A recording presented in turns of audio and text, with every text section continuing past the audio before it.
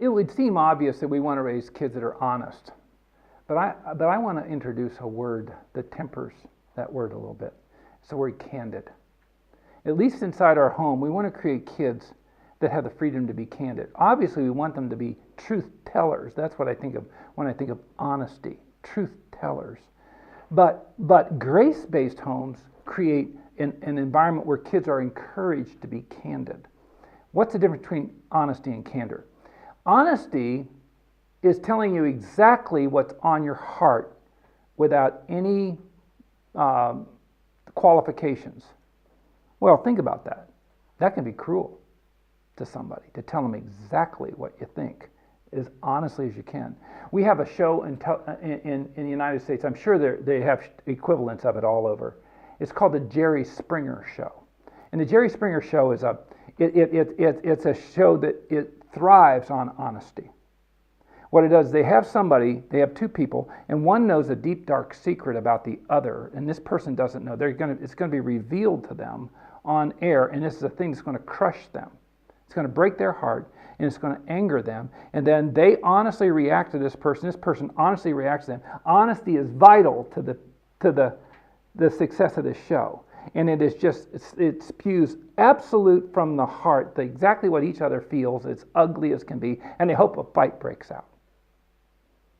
That's why honesty by itself, we got to be careful. What we want is candor. Candor is honesty with the best interest of the person on the receiving end of the honesty in mind.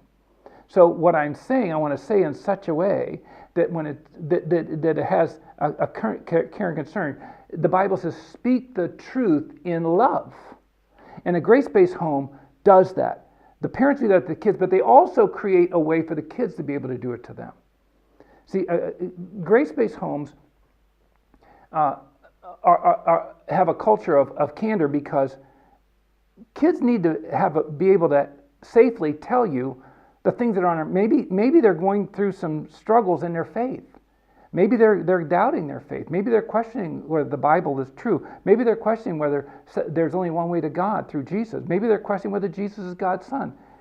This is not a time to react to them, to take their heads off, to Bible bomb them, to duct tape some theologian to their face and until this is not a time to react. If their faith is on trial, this is a time where we respond with and we help them work through that. Smarter kids than yours and mine have doubted things about their faith, and God has drawn them in. And the best way to draw them in is when they're questioning these things inside a culture of gracious candor. That they know that this isn't going to cost them their relationship with their parents. We're not going to freak out as we work them through. And we just remain calm while their faith is on trial.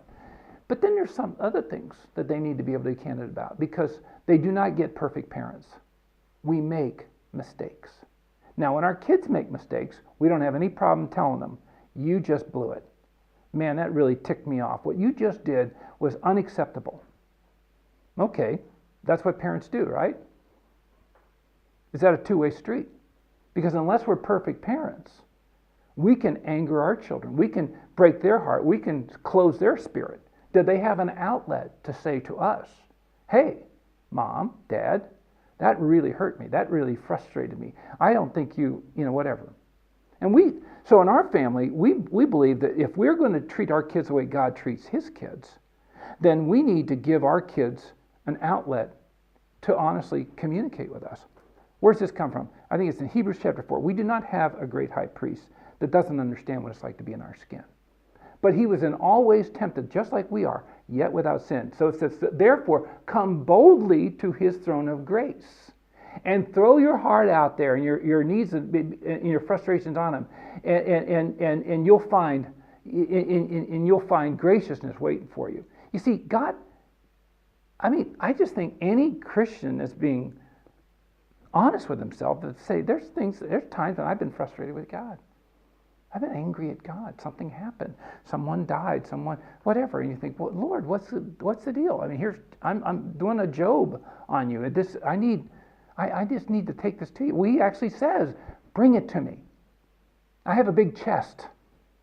I know what it's like to be. I know what it's like to be in your skin. I know what it's like to be tempted. I know what it's like to have to process lust. All these things. He was always tempted just like we were. Now, he didn't succumb to any of it. He says, I know what it's like to be you. And you come to me. Well, it should be there for us, whether it's our kids struggling with areas of sin in their life or frustrated with us.